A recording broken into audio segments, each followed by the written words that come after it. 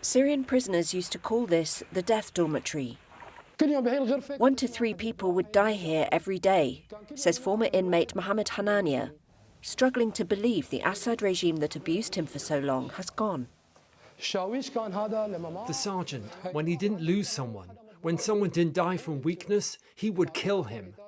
He took them to the toilets you saw when we entered and kicked them in the head.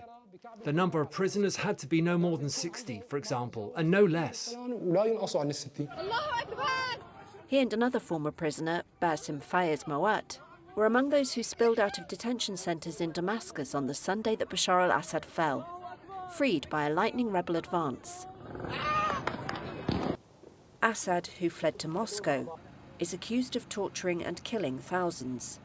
Abuses also rampant during his father Hafiz's reign of terror.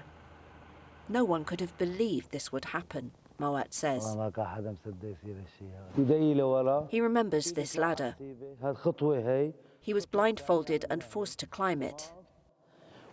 Then he would kick the ladder away, so I was suspended in the air with my hands behind my back and dangling like this. My shoulders were torn and I couldn't say a single word. No one could bear more than 5 or 10 minutes. This area here, where I am standing, I couldn't even speak before. Here, they trampled on my dignity and humiliated me. I am a human being, and because I am a human being, I came here today only to see that truly nothing lasts forever. Prisoners scratched their names with dates on the walls. Rights groups reported mass executions in Syria's prisons. Syrians have flocked to the prisons looking for their loved ones. Many detainees were met by tearful relatives who thought they'd been executed years earlier. Others have been identified among the dead. Thousands have not yet been found. Syrian rebel leader Ahmad al-Shara, better known as Abu Muhammad al-Julani, has said he will close the prisons and hunt down anyone involved in the torture or killing of detainees.